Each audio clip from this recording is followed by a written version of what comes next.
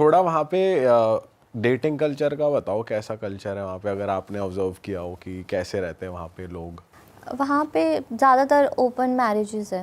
अच्छा। और एक वहाँ पे एक जैसे शादी होती है, मैरिज होता है, और वहाँ पे एक पैक्स सिस्टम भी है। क्या होता है ये? पैक्स में होता है कि आप लिविंग रिलेशनशिप में रहते हो किसी के साथ, but you are not married. अच्छा।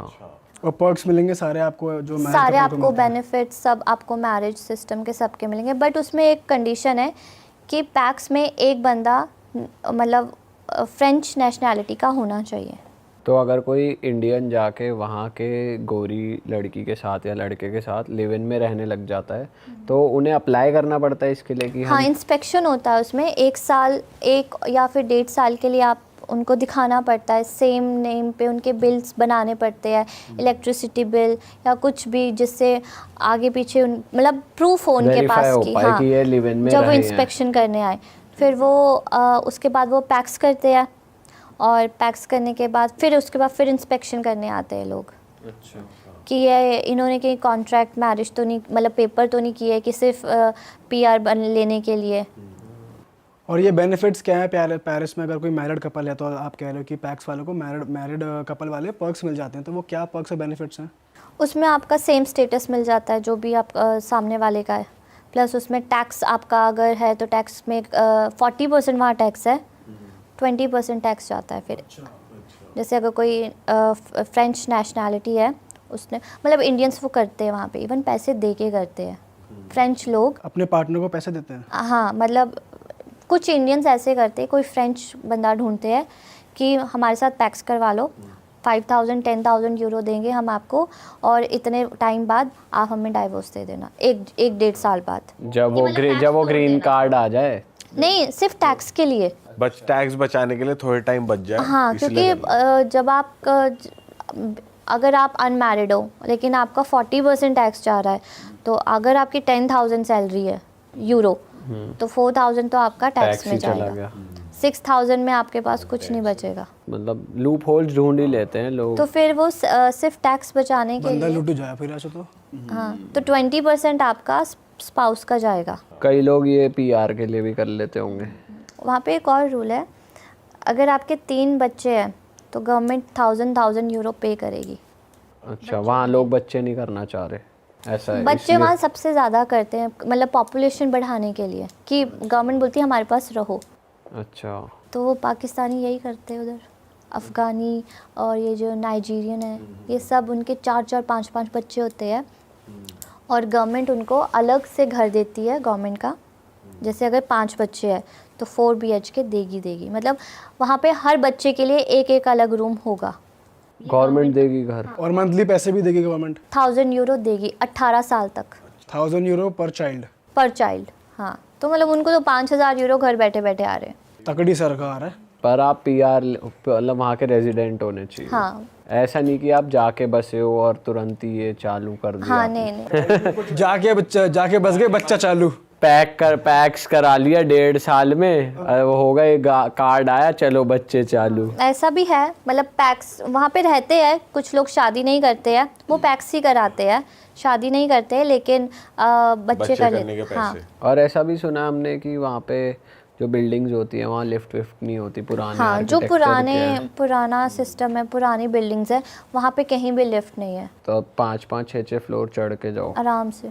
और हेल्थ वाइज भी बेनिफिट देते हैं गवर्नमेंट। हाँ, वहाँ पे मुझे ऐसा लगता है जो इलीगल लोग हैं उनके लिए ज़्यादा बेनिफिट्स है, जो लीगल है उनके लिए कम है। क्योंकि जो इलीगल है उनको 100% हेल्थ का बेनिफिट है। 100% कुछ पे नहीं करना। मतलब अगर आप सपोज मैं वहाँ गया हूँ और इलीगल तरीके से रह रहा हूँ, पर मेरे को कुछ इंजरी हो जाए, हॉस्पिटल जा जाए, मेरा कोई डॉक्यूमेंट नहीं देखा जाएगा, कुछ भी नहीं, फ्री में इलाज होगा। फ्री में मेडिसिन भी वो अंदर से देंगे। मतलब ये प्रूव करो कि मैं इलीगली घुसा हूँ यहाँ पे, चलो मेरा ट्रीटमेंट करो आप तो। हाँ, और जो लीगल है, जैसे मैं लीगल हूँ तो मेरा 75% गवर्नमेंट पे करेगी।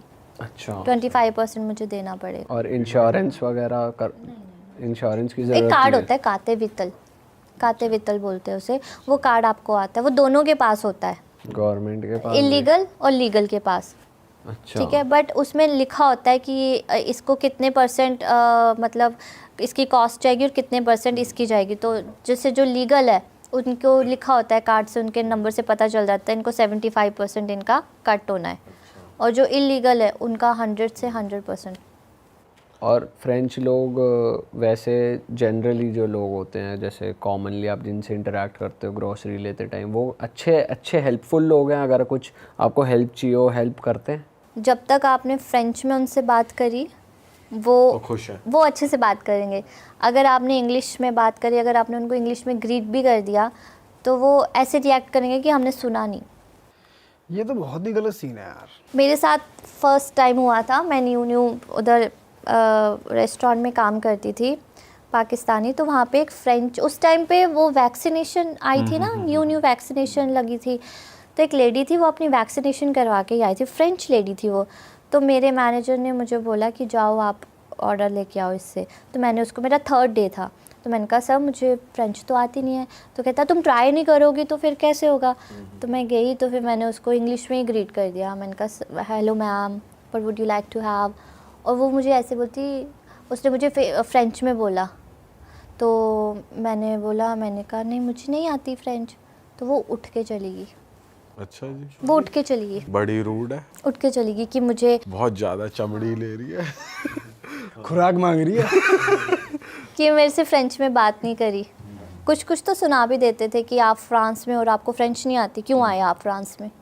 अच्छा, ऐसे स्ट्रेट अप कह देते हैं? स्ट्रेट अप कह देते, मतलब 60% रूड होते हैं। वहाँ पे वाइन कल्चर भी तो बहुत ज़्यादा है। वाइन और हाँ, रेड वाइन और वाइट वाइन सब। हाँ, ओरिजिनल वाइन, हाँ बहुत फ्रेश वाइन। पेरिस में पार्टी कल्चर कैसा है, नाइट क्लब्स कैसे हैं? टू बी ऑनेस्ट मैं कभी नाइट क्लब्स गई नहीं वहाँ पे, कभी एक्सप्लोर नहीं किया, बट हाँ वहाँ पे काफ़ी है, ये ओपन है ये सब चीज़ें वहाँ पे। वैसे आप बता रहे थे वहाँ के लोग थोड़े मेंटली डिस्टर्ब हो रहे हैं टाइम से, क्योंकि वो सुसाइडल सुसाइड रेट बहुत उनका हाई हो रहा है। मतलब जैसे आप मेट्रो में जाओगे ना, तो आपको पता नहीं चलेगा कब कोई सामने से ट्रेन के नीचे आ गया। ये सारे फ्रेंच लोग हैं जो कर रहे हैं या इलीगल वाले हैं? नहीं, अफगान बहुत, मतलब हर कोई ऐसा है वहाँ पे, पंजाबीज भी है वहाँ पे कुछ जो ऐसे कर रहे हैं, जो डिप्रेस्ड है वहाँ पे, मतलब डिप्रेशन बहुत है वहाँ पे। और ये डिप्रेशन का कारण क्या है मेन? ये तो मुझे नहीं पता वो किस चीज़ से डिप्रेस्ड है, लेकिन काफ़ी लोग हैं वहाँ पे जो, मतलब मेजर एक्सीडेंट्स ना वो यही होते हैं कि जिनकी वजह से ट्रेन रुक जाती है पूरे दिन के लिए, वो सिर्फ यही होता है कि ट्रेन के नीचे आ गए, रिवर में ऐसे जंप कर दिया।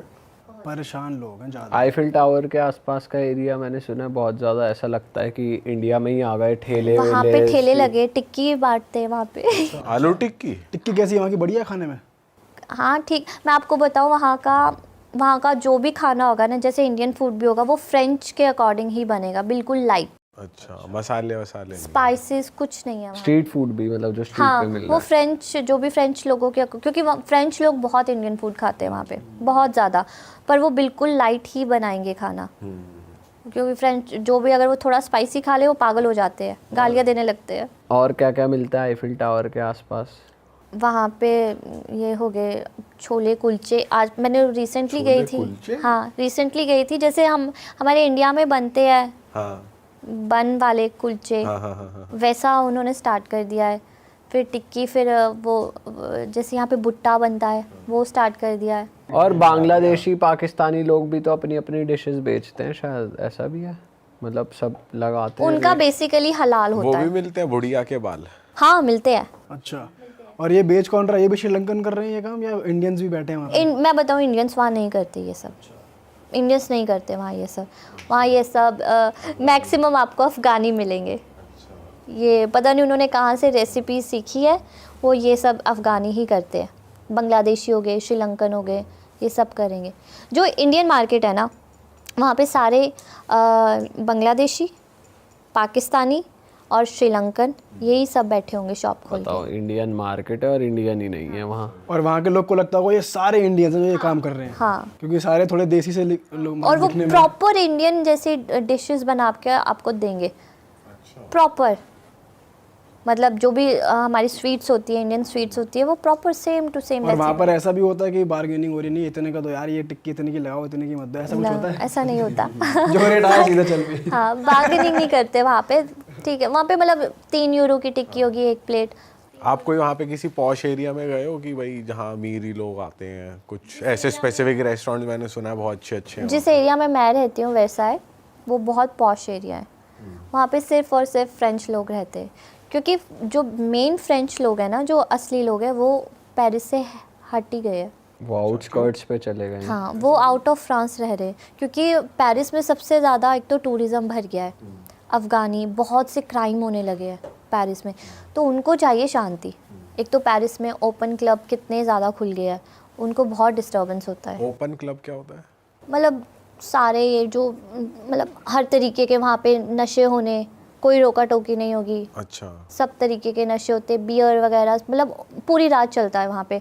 जो भी ड्रग लेने होते हैं वो सब वहीं पे लेते हैं, अच्छा, तो उनको ओपन क्लब कहते हैं वहाँ पे। तो इसलिए वो अलग साइड जाके रहना हाँ, outskirts उनको में। पीस चाहिए। तो जिस एरिया में मैं रहती हूँ वैसा है, वहाँ पे सारे MNCs कंपनीज है, तो वो बिल्कुल शांत एरिया है, वो सारा फ्रेंच एरिया है, वहाँ पे आपको इंडियन कोई नहीं दिखेगा। वैसे आप रेकमेंड करोगे किसी को कि यार पेरिस में आके पढ़ाई करो या जॉब करो, या मतलब बढ़िया लाइफ है? अगर आपको शॉर्ट टर्म स्टे करना है तो पेरिस इज़ बेस्ट।